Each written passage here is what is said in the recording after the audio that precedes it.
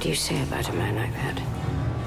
3 months ago, you lost the drive containing the identity of every agent embedded in terrorist organizations across the globe.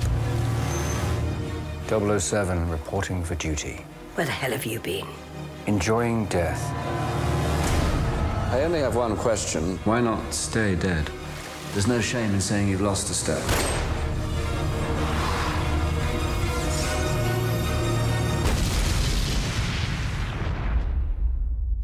Aside from any of the physical prep you do to become 007 and do each film, now that you've done it 3 times, what is the mental prep that goes into becoming 007 each time you do one of these really big shoots? It's just working on it and discussing, figuring it out, saying what's right, what's wrong, how we're going to, where we're going to take it, what the story's going to be about, and it kind of happens over a slow period. It doesn't sort of just land. It just, 4 years has been, this film's been in the making, so that's been a long discussion. And, certainly, the sort of last 6 months before we start shooting is just very intense. I want to meet your employer. How much do you know about fear? All there is. Oh, not like this. Not like him. And my heart broke for you on screen because you looked like a wounded animal to me, but still like a cornered animal that could still be quiet. Don't test me. Yeah. Which I thought was magnificent. How do you see the evolution over the last 50 years of the Bond girl and now your place in that? And when I think about the Bond girl, I think about what you just said, this kind of creature, very feminine, but at the same time having like a male, attitude, being in power.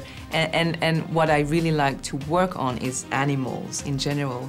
And this is a very good excuse because for me, Bond girls, like Grace Jones, Franka Jensen, they have those kind of animality too, very instinctive creatures. Just look at you, chasing spies. England, MI6. She sent you after me knowing you're not ready, knowing you would likely die. Mommy was very bad. The 2 survivors, this is what she made us. Everybody needs a hobby. So what's yours? Resurrection.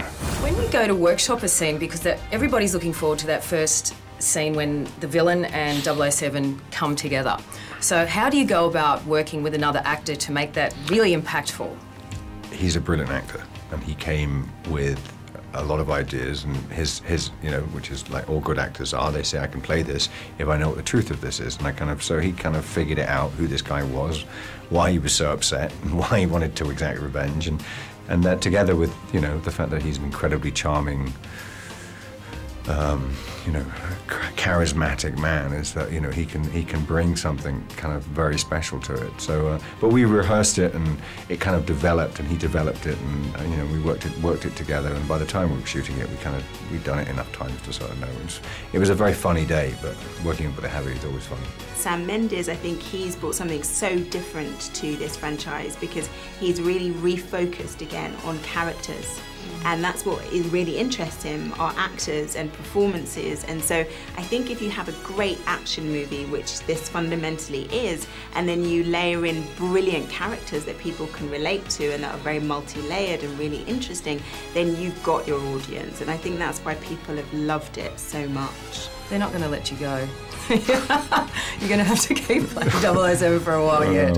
Maybe. We'll see. I'd love to do another one.